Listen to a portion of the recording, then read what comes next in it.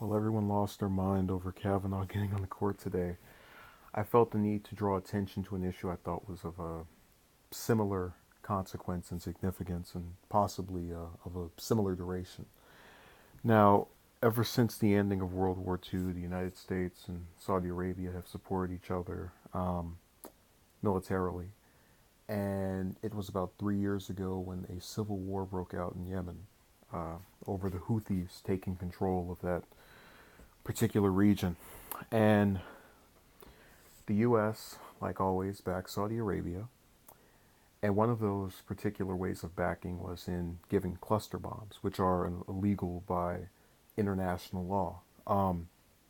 And also, you have to understand that the Iraqi resolution, or the Iraq resolution, which was used by the U.S. to explain its decision to go to conflicts, in some attempt to fight Al Qaeda, as it claimed, was passed with the intent to fight Al Qaeda.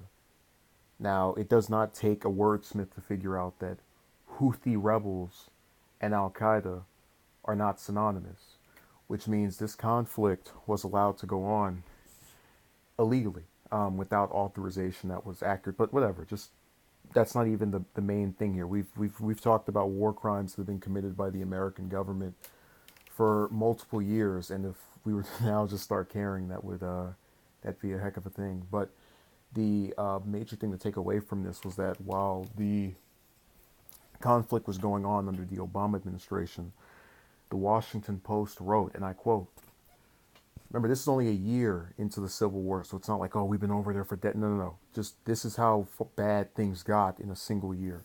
The United States is playing a quiet but lethal role in the killing and wounding of thousands of civilians in Yemen's civil war. In recent years, Saudi Arabia has purchased U.S. fighter jets and other American-made weapons in deals worth billions of dollars. And the Pentagon has provided the coalition with training, aerial refueling support, and intelligence as well as it attacks targets in Yemen. The White House Press Secretary Josh Earnest has defended the Obama administration's backing of Saudi Arabia and the other members of the coalition, calling them effective national security partners. But criticism is growing over the U.S.'s involvement in the war.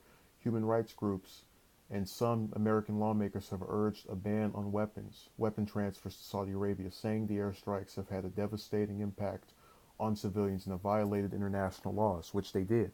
So you just heard Josh Earnest, his response, the press secretary under Obama, which means that man is a scumbag liar because he tried to distract away from the casualties. And how bad were those casualties? Well, according to the UN, by earlier of this year, 2018, they estimated that 10,000 people had been killed. That's more than triple of what 9/11 was over here in the U.S., with assistance in those murders by America.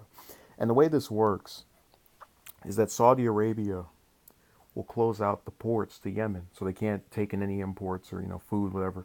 They bomb the mosque, they bomb the hospitals, they bomb the schools, the grocery stores, just completely decimating this area, all with American assistance. Now, the other thing to take into consideration is due to the decimating of the medical state over in Yemen.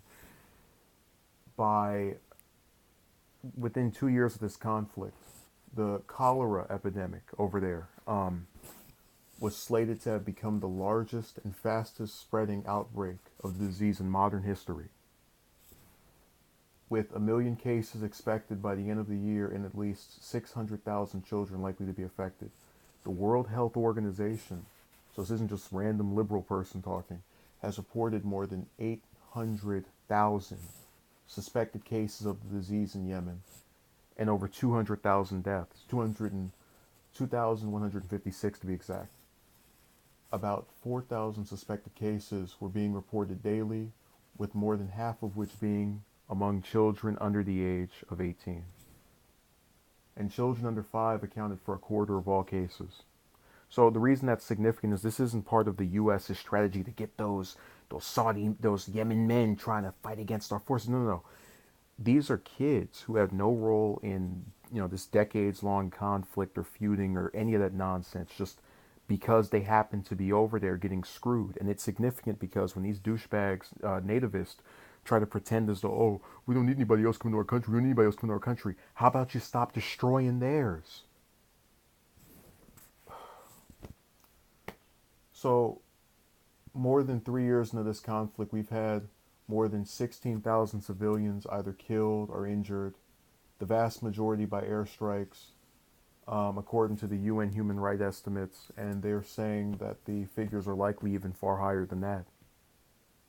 So again, with U.S. intervention, with U.S. assistance to the Saudi Arabians as they continue this conflict, we have seen death tolls triple the amounts in 9/11. In addition to the worst outbreak of cholera in modern history. Now, what you might say to yourself, well, there's no one in Congress is trying to oppose this. I'm glad you asked. Back in March of this year, senators Bernie Sanders, Mike Lee, Chris Murphy sponsored a resolution and would require Trump to withdraw any American troops in or affecting Yemen within 30 days unless they were fighting Al Qaeda. And in response to this, the resolution was tabled, or rather killed, by the Senate. It was about 44 people supported it. It was one of those narrow kind of, oh, if only we had 10 or 11 people that actually had spines and weren't trying to get paid by a certain group. But, it folded. So that's the end of any attempt to stop this conflict from continuing to be where it is. Now, you might say to yourself, well, what is the solution to this if we're going to have, both parties support these kind of policies? Well, here's the thing.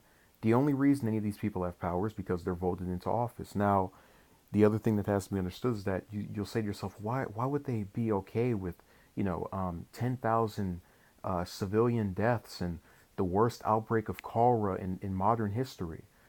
Because defense contractors pay them to authorize these military conflicts so that they can get paid when their weapons are used to kill all of those people. Imagine yourself as a senator. Imagine me as the defense contractor. I'm the defense contractor. Hey, what do I'm going to give you $1 million or $2 million for your campaign. Just make sure you vote down that Yemen resolution to stop us from being involved. Because what do you care about some kids that live in some country you're never going to go to?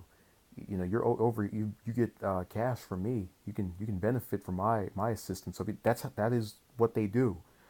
And these politicians do not care about the lives of people here, much less the lives of people over there, so long as it means getting a large bribe from a corporation or a special interest group, lobbyist. And so what is the ultimate takeaway? Well, I, for one, can't look at a picture of Obama or Trump without throwing up when I remember these numbers. And also, I think any supporter of theirs who still likes them after this is a degenerate, terrible person. We have this thing we like to pretend. We go, oh, economy's doing this way, yada, yada, yada. But you're going to defend a man tooth and nail so long as you think, because I've already talked about domestic issues that they've just let go on and be unaddressed. But remember these. Over 10,000 people murdered, or rather 10,000 people murdered at the very least, in these drones, in these airstrikes that the U.S. has assisted Saudi Arabia in letting happen. And the worst outbreak of cholera in modern history, perpetuated with assistance by the U.S. Anyone who hears that stuff and still supports Obama or Trump is participating in murdering those in Yemen, along with every American taxpayer, through no fault of their own, through not breaking the law and having their money appropriated to horrendous killing of children and other people whose lives we pretend don't matter. So if there was any decency in the modern Trump supporter, these people would be disgusted by this and demand that their man change his policy over there and picket and protest and alert their fellow supporters and have a wide reception of what they're going to do to change this policy. But there is no critical thinking. It's just blind backing and support. So we're going to keep bombing there and committing human rights violations, murdering innocent people because of the actions of a few. Actually, not even the actions of a few. Like I said, the that group has not done anything to us. So we're going to keep being evil and killing innocent individuals. Hey, but at least it's not piss.